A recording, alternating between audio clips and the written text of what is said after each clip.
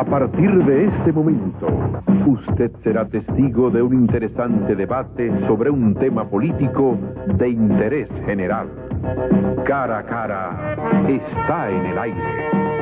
La segunda independencia, que ahora sí está pegando como pega en las raíces.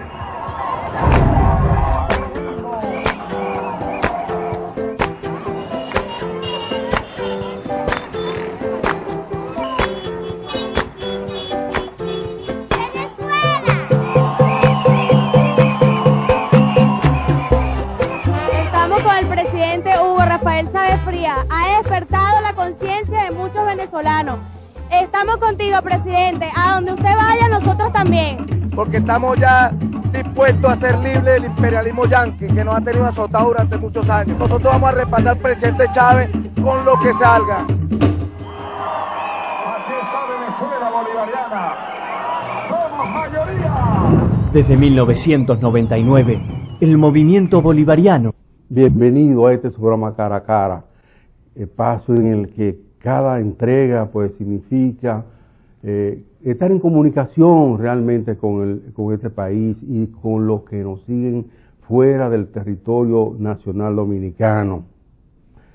Señores, el presidente Hugo Rafael Chávez Frías acaba de dar una nueva demostración de lo que es capaz de hacer un líder en momentos personales muy difíciles, porque para nadie es un secreto que él, Chávez, está luchando una batalla personal interna contra una enfermedad catastrófica.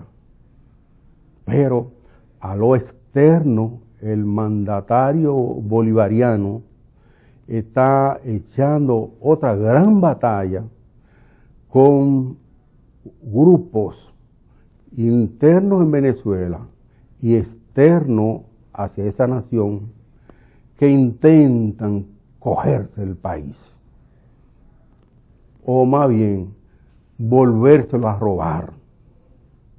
Y ya en una ocasión ese grupo de la rancia oligarquía venezolana, aupada por los Estados Unidos y otras naciones, intentan pues frenar el avance que desde hace un tiempo a la fecha ha logrado Venezuela.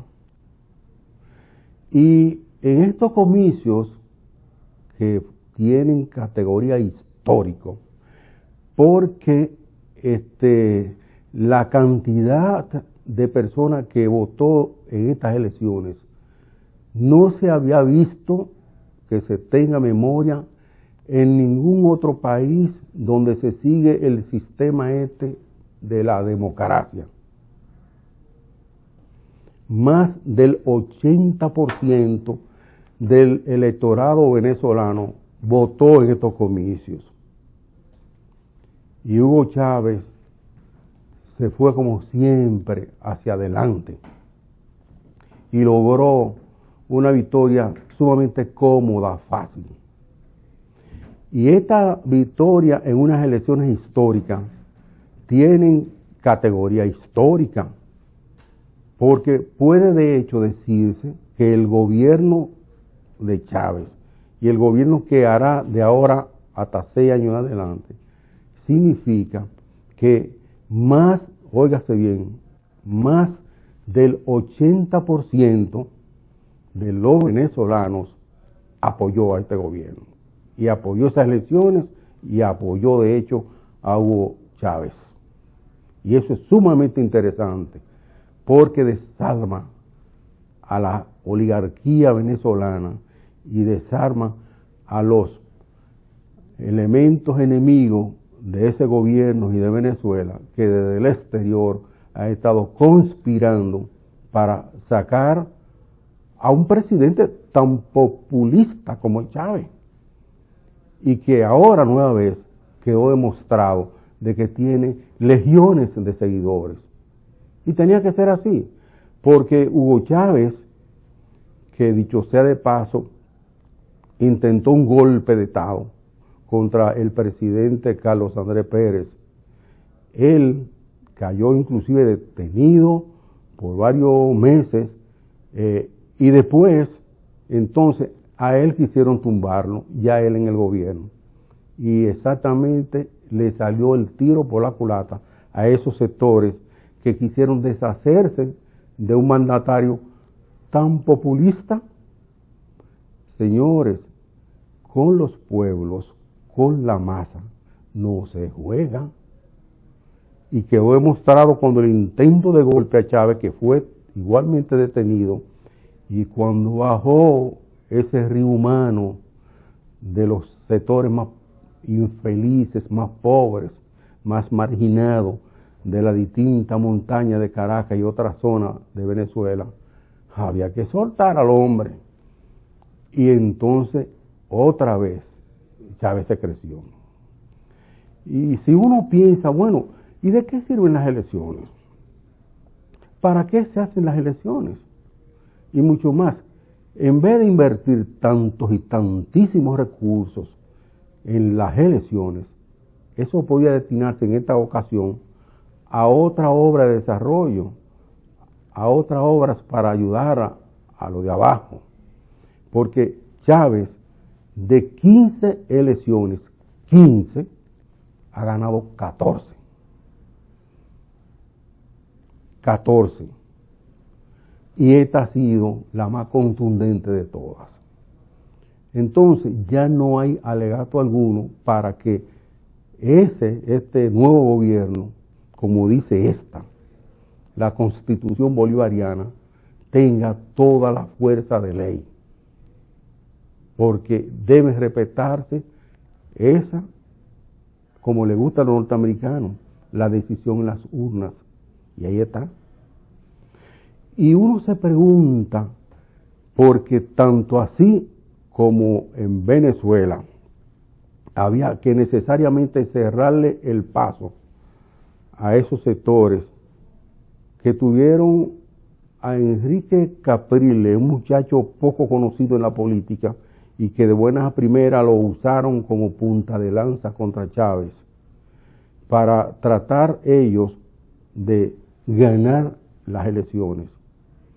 Allá en Venezuela, si hubiera sido los resultados otra cosa, ahí se hubiera producido una situación extremadamente difícil, porque ellos, los oligarcas, que entre otras cosas tenían el poder del petróleo con PDVSA, que es igualita aquí a la llamada Refinería Dominicana de Petróleo.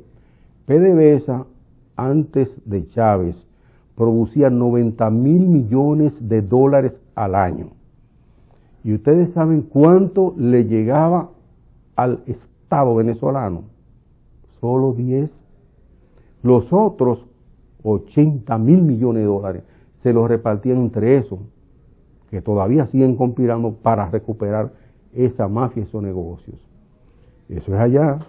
Pero, ¿y si Chávez pierde? ¿Qué sería de nosotros, la República Dominicana y otras naciones, que gracias a la actitud magnánima del dirigente, del líder venezolano, que está ayudando a estos países en una situación internacional muy difícil, con un petróleo casi regalado, aunque llega muy caro al pueblo, al consumidor, la situación hubiera sido devastadora. Y tanto aquí como allá, qué bueno que ganara Chávez.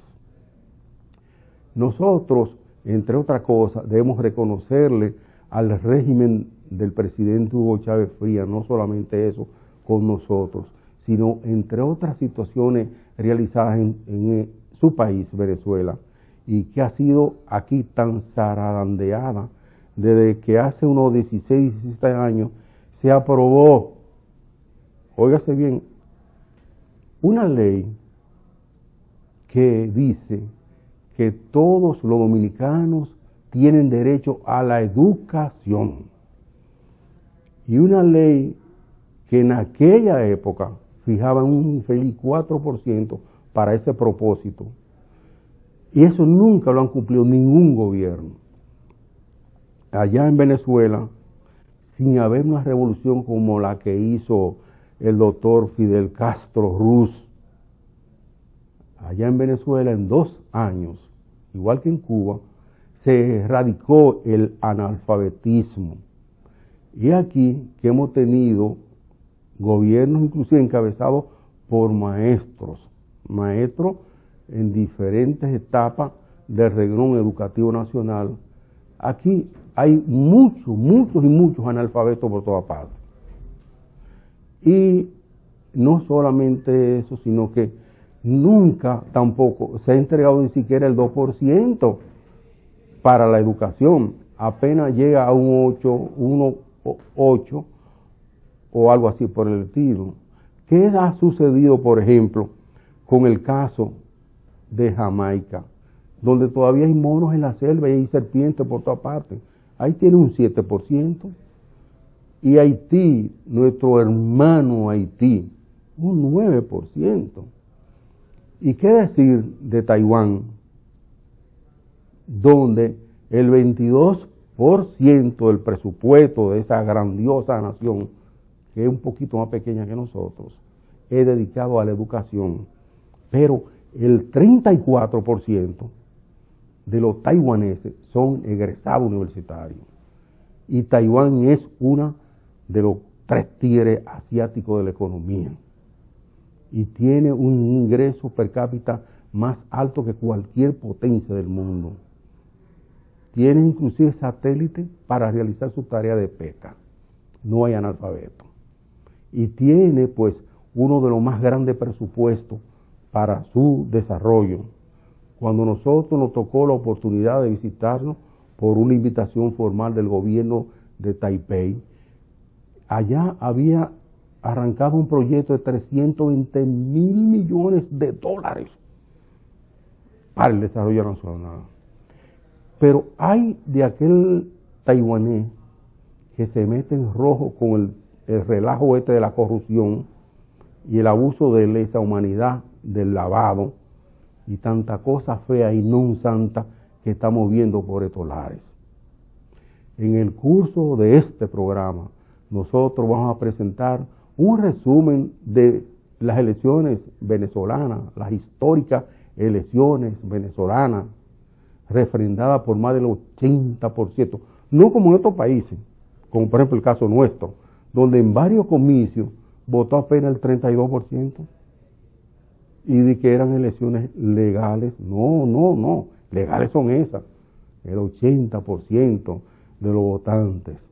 Y Chávez se eleva cuando tiende un ramo de olivo hacia su contrario. Y es él que llama al contrario, no el contrario que lo llama él para felicitarlo. Entonces, cuando uno ve todas esas actitudes, uno cree que se pueden hacer cambios dentro de la llamada democracia. La que le gusta a los norteamericanos, ahí están. Ojalá la respeten y ojalá la respalden. Nosotros nos vemos pues luego los siguientes mensajes.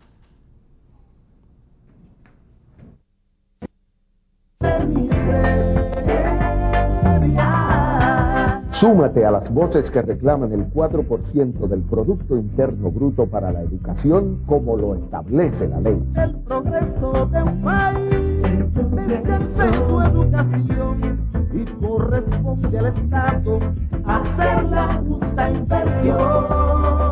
Un mensaje de la Asociación Dominicana de Profesores, ADP. Paso a leer ahora el testamento de su padre. Primero, mis hijos. Quiero disculparme. Sé que no fui el mejor padre. Me obsesioné en hacer dinero y se me olvidó para qué. Por eso, este es mi legado. A ti, Cari, mi pequeña idealista, te dejo la casa y dinero para que construyas en ella tu escuela. Así cumplirás tu deseo de hacer de este un mundo mejor. Tú, Nelson, seguirás manejando mis negocios, pero te prohíbo trabajar los fines de semana. Ese es mi legado para ti, que disfrutes más de la vida familiar. Y a ti, Joan, que Sacrificaste tu vocación. Te dejo la fábrica para que decidas si sigues con ella o no y estudies la carrera que siempre quisiste. Tuyo es el derecho de elegir tu felicidad. Por su madre, no se preocupen. Le compré la casita en el campo que tanto quería. Ahora que entiendo el verdadero valor del dinero, también entendí la brisa, las flores y su gran amor. Los quiero. Para nosotros, el dinero tiene el valor que nuestros clientes le dan. Por eso lo cuidamos más. Banco BHD. El asesinato de periodistas le arrebata a usted el derecho a la información. La indiferencia es cómplice de la impunidad. Para que la impunidad no vuelva a ser noticia, participe de una campaña internacional. Entre a impunidad.com. No más impunidad. Sociedad Interamericana de Prensa.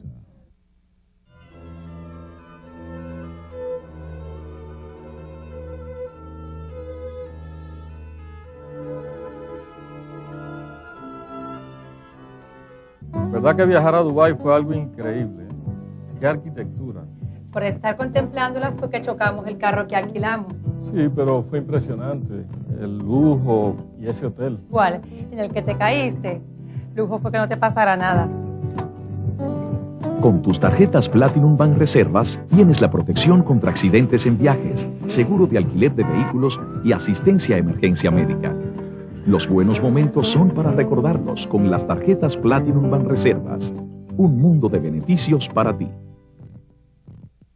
Ya está aquí el club de suscriptores de hoy, un club en el que obtienes grandes beneficios. Sí, ahora todos nuestros suscriptores pueden recibir regalos, premios, descuentos, viajes, concursos, entretenimiento y muchas sorpresas completamente gratis. Así, tu suscripción a hoy te da mucho más de lo que pagas por ella. Llama ya y suscríbete hoy mismo. Club de suscriptores hoy. Nuestros lectores merecen lo mejor.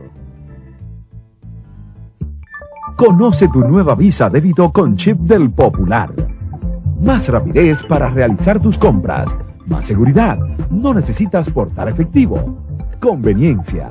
Aceptada en miles de establecimientos. Fácil acceso a tu dinero las 24 horas del día. Pagar tus compras es más rápido, más seguro y no te cuesta más al comprar.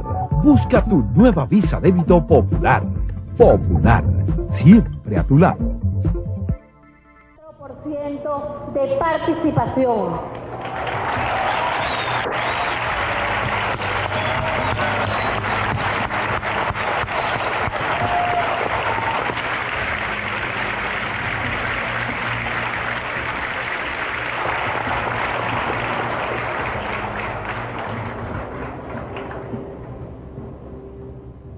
En la ciudad de Caracas, a los 7 días del mes de octubre del 2012, recibido el informe de la Comisión Nacional de Totalización correspondiente a la elección de presidenta o presidente de la República Bolivariana de Venezuela y de conformidad con lo establecido en la Ley Orgánica de los Procesos Electorales y su Reglamento General, procede a emitir el boletín parcial con el resultado de la totalización de las actas de escrutinio automatizadas.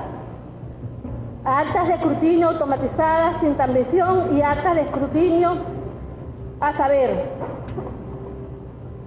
el candidato Hugo Rafael Chávez Frías, con el 54.42% de los votos,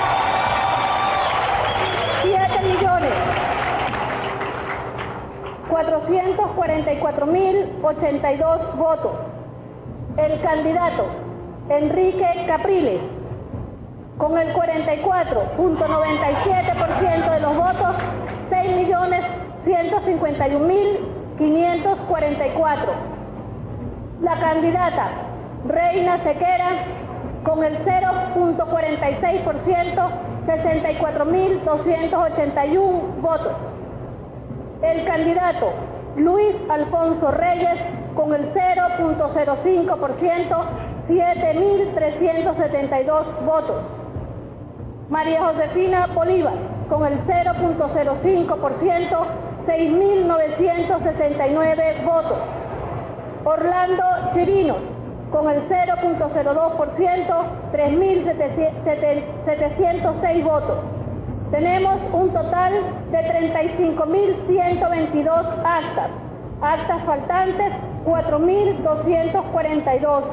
Total de votos válidos, 13.677.934 votos.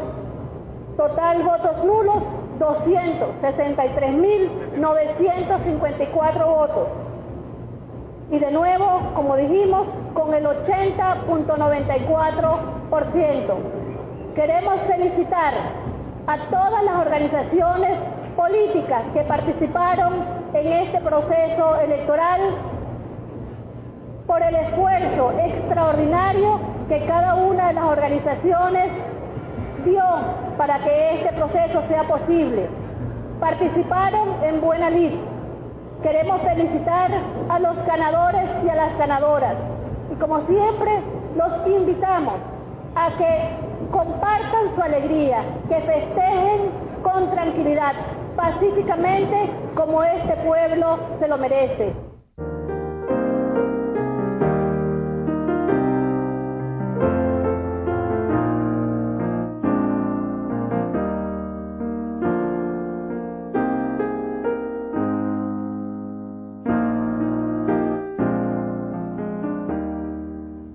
Hay un pensamiento que dice así: yo espero mucho del tiempo,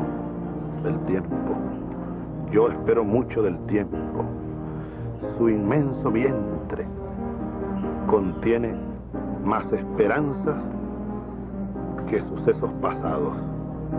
Ese pensamiento de Simón Bolívar pudiera resumirse en eso, ¿no? En la frase inicial: yo espero mucho del tiempo.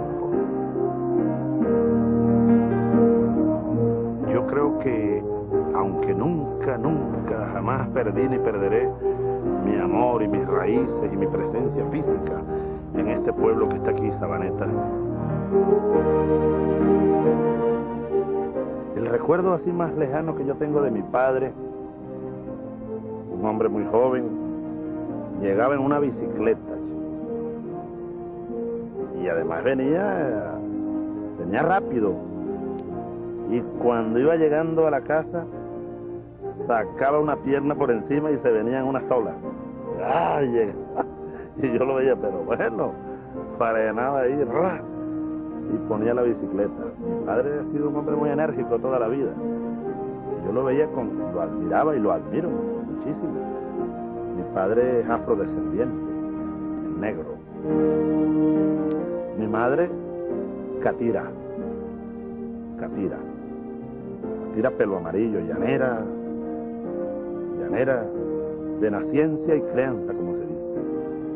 Entonces mi padre llegaba y yo no salía corriendo.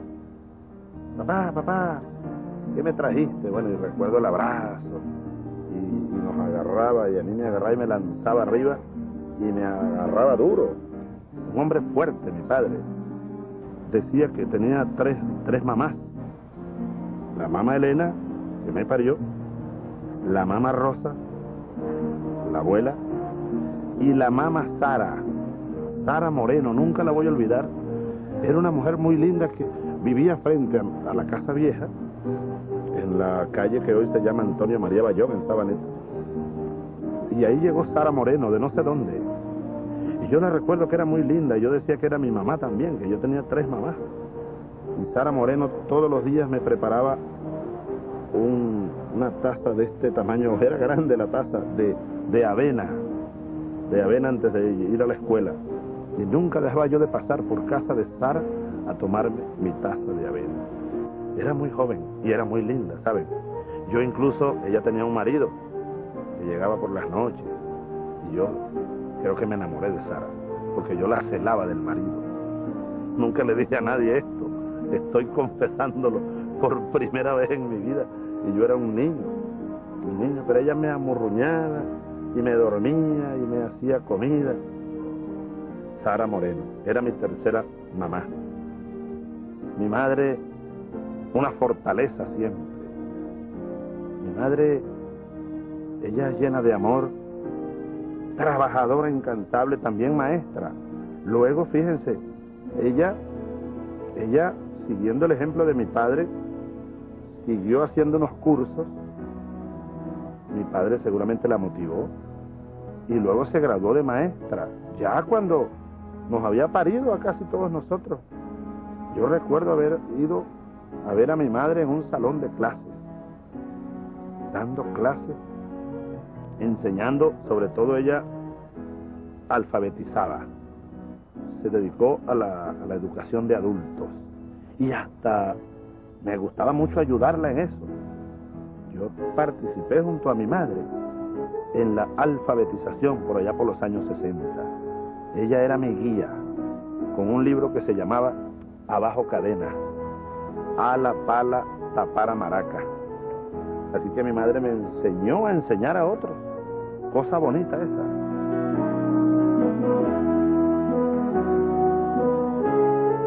Hugo de los Reyes Chávez era maestro de escuela primaria. Y lo recuerdo además muy exigente. En alguna ocasión mi padre compró una enciclopedia autodidáctica Quillet. Creo que francesa. Yo me zambullí en esa maravilla que era aquella enciclopedia. Por ahí quedan todavía algunos libros, ¿saben? Eran 4 tomos. Y yo leía, y leía. Recuerdo haber leído cosas de historia universal, de geometría, de ortografía, y además muy buena porque era autodidáctica. Bueno, ellos no estaban acostumbrados a tener unos libros grandes que tenían tantas cosas, ¿no? Entonces él se metió de lleno en esa enciclopedia. Y ahí aparecía todo un capítulo de lo que es la cultura y un curso de pintar. Cómo dibujar primero, cómo comenzar, el pintor se coloca, no tengo un lápiz a la mano, pero con un lápiz uno mide la proporción, o con el dedo. Aquella muchacha que está allá, por ejemplo, uno puede medirla con este dedo así, ¿ves? Ahí está. Y si te voy a pintar a ti, entonces ya uno tiene que buscar la proporción, plasmarla en el lienzo. Yo recuerdo haber hecho de una mata, de unas ramas de guayaba, un caballete, porque en la enciclopedia aparecía un caballete. Y bueno, a mí no se me ocurrió más nada sino cortar una rama de un guayabo y hacer un caballete. Bueno, pero les decía que me llegó ese sueño, ser pintor. Y recuerdo que lo tomé con bastante dedicación. Esa infancia fue así, feliz, llena de cosas bonitas, ¿no? De colores, llena de sueños, llena de sueños. Hace poco estaba revisando algún discurso de Martin Luther King, aquel discurso donde él dijo, I have a dream, yo tengo un sueño. Yo cuando oigo esa expresión no puedo evitar recordar los sueños que bueno, que me invadieron desde niño.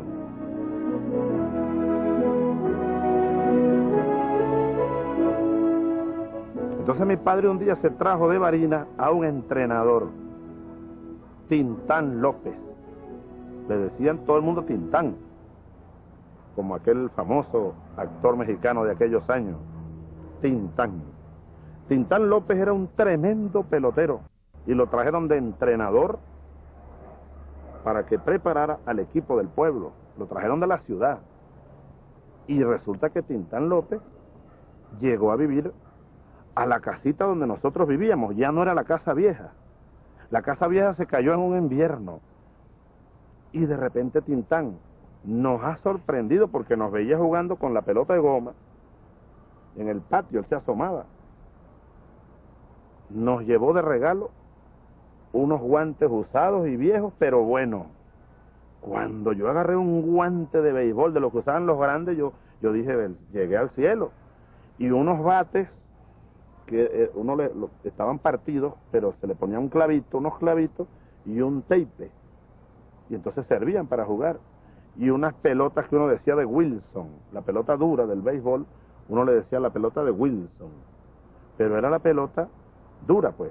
El Wilson era la marca, pero todo el mundo le decía una pelota de Wilson. Y entonces Tintán empezó a enseñarnos a nosotros cómo se juega el béisbol, nos dibujó allí el terreno, nos enseñaba cómo uno se tiene que colocar, cómo hay que pararse aquí con el codo aquí y este otro codo aquí para batear, cómo uno tiene que mirar al pitcher y esperar la recta por aquí, no irse con la bola alta ni con la baja, cómo concentrarse en el juego. Nos enseñó, pues. De ahí viene la pasión por el béisbol, una pasión infinita, muy, muy grande. Muy grande, sobre todo porque se convirtió en un sueño más. Después del sueño aquel que ya les conté de ser pintor, yo oía los Juegos de Magallanes casi todas las noches. Cuando anunciaban que mañana lanza el Látigo Chávez, no, era para mí la locura, pues. Me lo imaginaba porque no veía la televisión, no había televisión, repito. Era mi ídolo, pues, el Látigo Chávez. Y en ese año, el Látigo Chávez había llegado a las Grandes Ligas, tenía 21 años. Y lanzaba sacaba el brazo derecho como un látigo, y una recta y una curva, extraordinario aquel muchacho, pues. Ya había llegado a Grandes Ligas con los Gigantes de San Francisco. Bueno, el Látigo Chávez, pues. 1968, 1969. Un día de 1969, era domingo, un domingo de marzo. La abuela se fue al patio, me quedo solo, desayunando y oyendo música, Radio Barinas, música llanera por la mañana. De repente, última hora, noticias.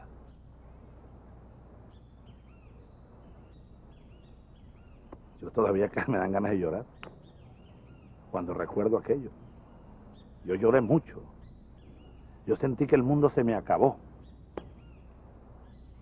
Última hora. Era un 16 de marzo, domingo de 1969. Última hora.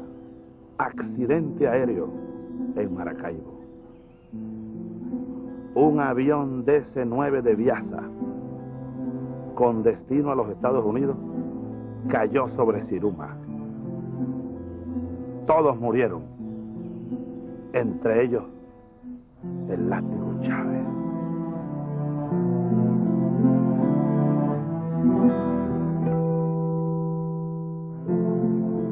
Bueno, yo me puse a dibujar, yo estudiaba pintura y ya estaba aprendiendo a pintar rostros, y yo pinté la cara del Látigo Chávez y lo pegué ahí al lado de mi cama, la camita. Inventé una oración que me nació y yo todas las noches rezaba, y al final del Padre Nuestro que estás en los cielos, yo decía: Diosito Santo, ayúdame, Látigo Chávez, donde estés, te juro que yo voy a ser como tú. Y aquello se convirtió para mí en un motor inmenso que me movió. Yo movía cielo y tierra porque yo quería ser como el Látigo Chávez. Entonces comenzaron a ocurrir cosas, producto de una voluntad que despertó del dolor, ¿no? Del dolor. Yo entonces comencé a acercarme en las tardes, después que salía de clase, en vez de irme a jugar chapita o la pelota de goma frente al liceo, que no me iba a llevar a ninguna parte, yo me iba al estadio La Carolina. Y mi padre me dijo un día: Hugo, bueno, ¿qué vas a estudiar? ¿Qué carrera universitaria tienes que...? Yo le digo: bueno, me gusta ingeniería, papá. Bueno, vamos a hablar allá en Mérida. Entonces yo voy a ir a Mérida, porque mi padre y mi madre siempre la educación, ¿no? El ejemplo, cosa que nunca olvidaré. Vamos a ir a Mérida porque vamos a buscarte cupo allá. Vamos a hablar con Ángel Chávez, un tío nuestro, que profesor de la ULA. Yo por dentro: Mérida no juegan béisbol, allá eso será fútbol. No, Dios mío, yo para Mérida no voy.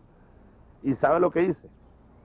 Un día llegó, nunca se me olvida, un oficial al liceo a dar una conferencia, la escuela militar. Nos llevaron a todos obligados. Yo no quería, porque ya incluso uno veía a los militares así, desde lejos. Bueno, en resumen, el 8 de agosto de 1971 entro a la escuela militar, ya entonces academia militar, en un grupo de 375 muchachos, incluyendo unos extranjeros, un grupo de panameños, compañeros, dominicanos también, un grupo de muchachos. Pero lo mío era jugar béisbol, yo estaba pendiente de cuándo comenzamos a jugar béisbol. Y comenzamos al poco tiempo a jugar béisbol. Y nuestro manager era José Antonio Casanova, una leyenda. Una leyenda. Fue manager del Caracas durante muchos años. Bueno, shortstop de Grandes Ligas, de los campeones mundiales del 41.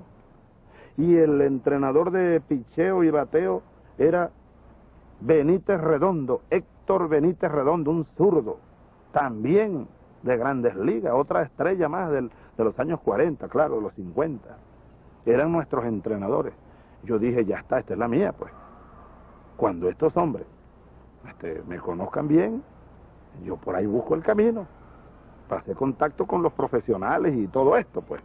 Yo lo veía facilito, ¿no?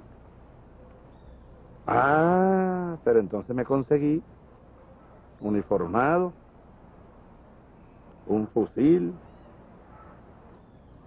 un polígono, el orden cerrado, las marchas, los trotes mañaneros, el estudio de la ciencia militar, de las ciencias generales también. Pero en fin, me gustó, chico. Me gustó el patio, me gustó Bolívar que estaba allá al fondo. Y el pensamiento grande allá, el que abandona todo por ser útil a su país, no pierde nada y gana todo cuanto le consagra. Me sentí como pez en el agua, como que descubrí entonces la esencia, o parte de la esencia de la vida, mi vocación verdadera, y poco a poco, y así terminó esta reflexión, poco a poco se fue como transfigurando el sueño. Llegamos al 8 de noviembre y ese día dejamos de ser aspirantes a cadetes para transformarnos en cadetes. Por primera vez vestimos de azul, por primera vez los guantes blancos, y vino el general Osorio, nuestro director, y nos dio la daga de cadete, el arma pues. Y entonces permiso por 2 días, porque en esos 3 meses uno no podía salir, un poco para pagar una deuda que yo sentía que estaba teniendo o que estaba adquiriendo, para cancelarla. Algo así. Era el espíritu que me obligaba. Yo me fui caminando desde el Valle, Conejo Blanco. Caminé, primero pregunté cómo llegar al Cementerio General del Sur, porque yo leí entonces que ahí enterraron al Látigo Chávez. Yo iba porque tenía por dentro un nudo, como una deuda que se vino formando, el juramento aquel, la oración aquella. Yo la estaba olvidando y ahora quería ser soldado, me sentía soldado y yo me sentía mal por eso, así que llegué a la tumba, vi la cripta, Isaías Látigo Chávez murió 16 de marzo 1969. Pero sobre todo, además de rezar, yo fui a pedir perdón. Yo me puse a hablar con la tumba, o sea, a hablar con el espíritu de que rodeaba todo aquello, a hablar conmigo mismo. Es decir, estaba como diciendo, perdón, perdón, Isaías, ya yo no voy a seguir ese camino. Ahora soy soldado. Y cuando salí del cementerio, yo estaba como liberado. Yo formé parte y formo parte de esa primera oleada de muchachos que entramos a la academia militar, la vieja escuela militar, convertida en academia a nivel universitario. Veníamos ya con la secundaria aprobada. Por primera vez en la historia militar venezolana ingresan a la Academia Militar muchachos bachilleres y comenzamos a formarnos entonces para ser licenciados en ciencias militares, ya de rango universitario. Pero más allá de todo lo que yo pude haber aprendido de filosofía, de la guerra, de historia económica, de historia militar, de geopolítica, estrategia y táctica, todas esas enseñanzas, hasta la ciencia militar, lo más profundo que yo aprendí en esa queridísima Academia Militar fue a amar profunda e infinitamente a mi patria. Y no solo amarla por decirlo, sino que yo aprendí a amarla y cuando juré el 7 de julio de 1975 con mi sable de subteniente en el patio de honor de la Academia Militar, cuando yo saqué mi sable para jurar, juré en firme y juré en serio. Jura usted delante de Dios y la bandera defender la patria hasta perder la vida. No solo defenderla, digo yo, amarla, porque para defenderla hasta perder la vida necesario es amarla. El que no ame a esta patria, y la patria es en primer lugar, como dice Ali Primera, el hombre, el ser humano. La patria es el hombre, muchacho, la patria es el hombre, muchacho, la patria es el hombre, muchacho, la patria es el hombre, muchacho, la patria es el hombre. Hace 400 años que mi patria está preñada, decía Ali Primera. ¿Quién la ayudará a parir para que se ponga bonita? Que para la patria, muchacho, hay que amarla, hay que sentirla, hay que adorarla para poder defenderla. Entonces yo juré ese 7 de julio de 1975 salir con aquel sable a defender esta patria, amándola, y para defenderla dar incluso la vida. Eran dos abuelos, uno más perdido en el tiempo, un Chávez. Algunos decían que era maluco porque dejó la mujer y se fue detrás del Cabo Zamora. Y uno no entendía. A veces uno incluso pensaba, oye, mi abuelo era un maluco, el abuelo ese, Chávez. Se fue con Zamora y más nunca volvió. Y dejó la mujer y los hijos pequeños. Yo me imagino que el abuelo Chávez, quien quién sabe en qué camino se quedó tirado, pudiera ser uno de los que enterró a Zamora. El otro recuerdo que brota especialmente por aquí, así como brotan esos montes con la lluvia, es el recuerdo de lo que ya les estaba hablando, el otro abuelo. Ese es mucho más cercano. Es tan cercano que uno lo siente por ahí. Tan cercano que parece que rebrota. Es el de Maizanta, el último hombre a caballo. Uno por el lado de los Chávez, de mi padre, de mi abuela, mucho más difuso y lejano, que se fue detrás de Zamora, es decir, detrás de la patria, detrás del sueño. Otro más cercano aquí, mucho más cerca, que lo siento, Pedro Pérez Delgado, el último hombre a caballo, que se fue detrás del sueño, que no era un maluco ni era un asesino.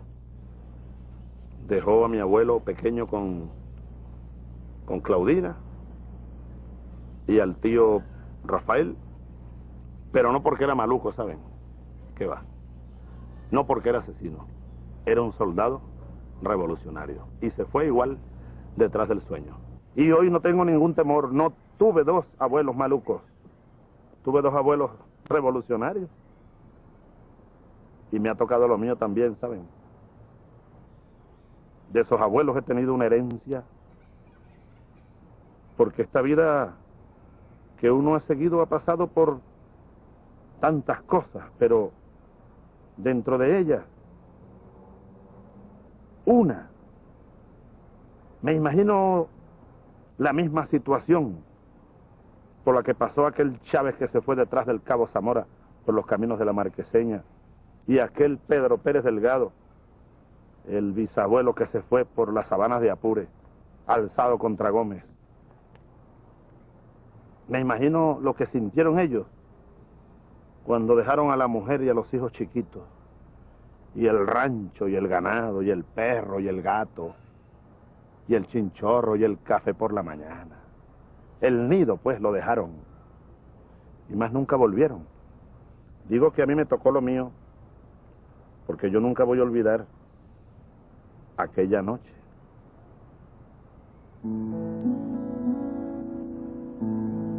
Era febrero, como estos días casi.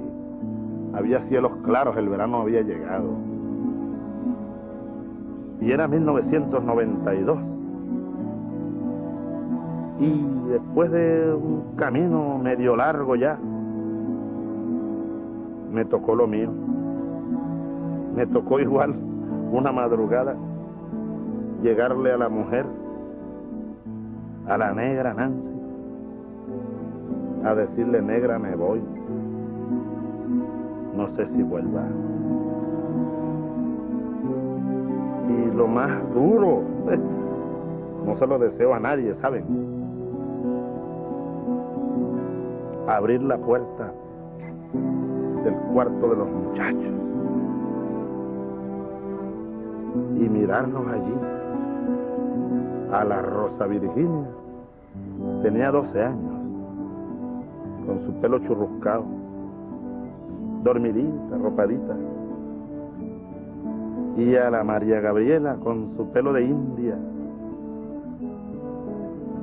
Y su cara de india es india. Tenía 9, arropadita, con un ventilador que daba vuelta. Y allá en la esquina de allá, Huguito, el catire gordo, soñando estaban seguros. Huguito tenía 7 años. Despedirse de los hijos, darles un beso y con cuidado para que no despertaran, darles la bendición a la una, a la otra y al otro. Y adiós. No sé si vuelva. Me tocó lo mío también. Lo dejé chiquito. Pero no por maluco, ¿sabes? Por patriota. Detrás de la misma bandera de aquel Bolívar, de aquel Zamora, de aquel Chávez y de aquel Maizán. Me tocó lo mío también.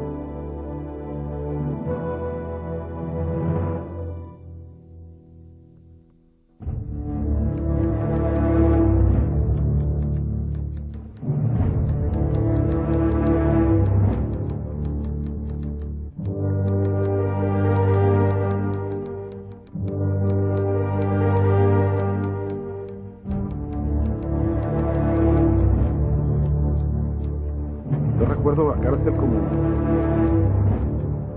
como una escuela, ¿no?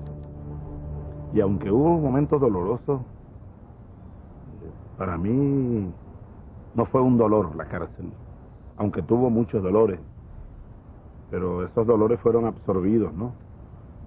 Por el amor, por la fe, por el optimismo, por el trabajo, un trabajo permanente. Ahora, ¿cuál momentos dolorosos? Uno de los más dolorosos fue, los primeros días fueron muy dolorosos. Ahí hubo varias etapas, ¿no?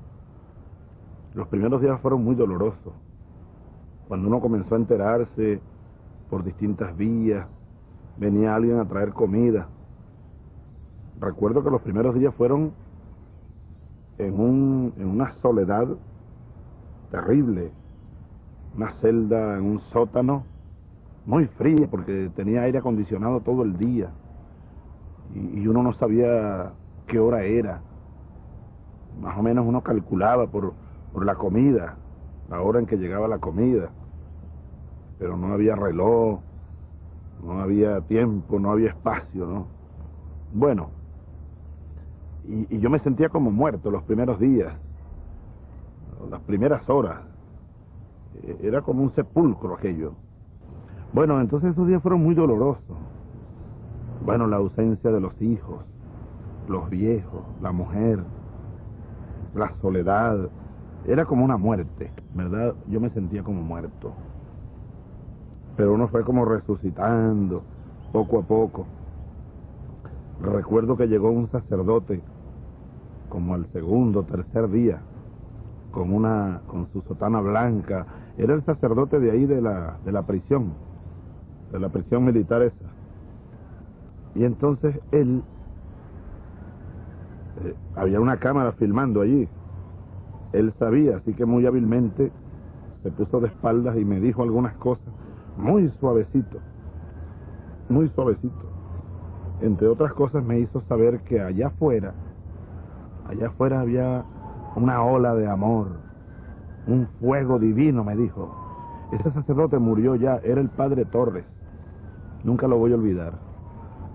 Porque él me dijo, allá afuera hay un fuego divino, comandante. Hay un fuego divino, hay un amor que se desató muy grande. Y entonces me recitó de la Biblia lo siguiente. Y me lo dejó anotado incluso, en un papelito dobladito que me entregó. Maquina el impío contra el justo. Tensa su arco, apunta la flecha. El arco se le partirá y la flecha se le clavará en su propio corazón. Nunca me sentí preso, en verdad. Nunca me sentí preso, desesperado, como desesperado por salir de allí, no. Yo incluso estaba preparado para estar allí 20 años si había que estar allí. ¿Cuál es el problema?, decía yo. Porque asumí aquello como una etapa necesaria. Me interesa jugar un papel dentro de un proceso, pero yo sí estaba claro que había que empujar el viento, que había que empujar el sol, como canta el poeta, que había que precisar mejor la ideología, que había que sembrar conciencia. En la cárcel me grabé la consigna de Samuel Robinson, Simón Rodríguez, aquella que dice, la fuerza material está en la masa y la fuerza moral en el movimiento de la masa. Y a mí se me ocurrió agregarle una tercera consigna, y la fuerza transformadora está en la masa consciente en movimiento acelerado. Yo creo que había que pasar por la cárcel, y yo no la recuerdo con dolor, ¿sabes? Yo la recuerdo más bien a esa cárcel como un sitio donde Dios nos permitió, y a mí en lo personal, me permitió acerar el alma, fortalecer la conciencia, el espíritu, fortalecer la ideología bolivariana a través del estudio, la discusión, entrar en contacto con múltiples corrientes políticas, sociales del país. Así que cuando pasaron 2 años y 2 meses y unos días y yo salí de aquella cárcel, recuerdo que miré el sol allí en los monolitos en el Fuerte Tiuna, en los próceres. Yo salí potenciado en todos los sentidos. Vencí los dolores, vencí los sinsabores, y hoy lo que hago es más bien darle gracias a Dios por haberme permitido pasar en este camino un poco más de 2 años en una cárcel que fue una escuela, porque fue una cárcel de conciencia, de dignidad. Y yo le decía a aquellos amigos, una vez en prisión, fueron a visitarme, les decía, miren, si es que Chávez se convirtió en un mito, yo quiero ayudar a destruir ese mito. Porque al país no le hace falta un mito, una leyenda. Al país le hace falta una revolución. Y las revoluciones no se hacen con mitos ni con leyendas. Hace poco me llegó como la lluvia, porque así llegan los sueños como la lluvia. Así me llegó el de ser pintor de aquel libro, así me llegó el sueño de ser el látigo Chávez, me llegó de ráfaga, un domingo, nunca lo voy a olvidar. Y luego me llegó el de ser soldado también, como la lluvia. Y ahora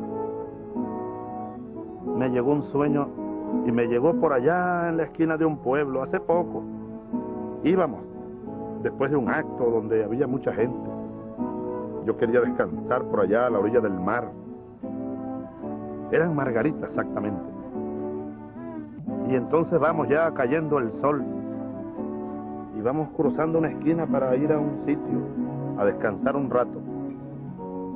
Íbamos sin caravana, una camioneta cualquiera. Y yo dentro mirando cada esquina, mirando cada casa, tratando de mirar todo.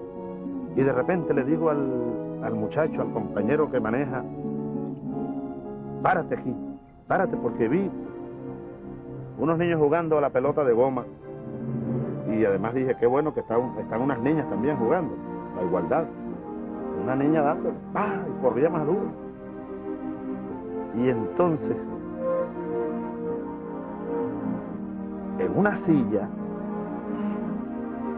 un anciano con el pelo blanco mirando a los niños jugar a la pelota, y con una niña en las piernas, yo dije, ya está, ese soy yo.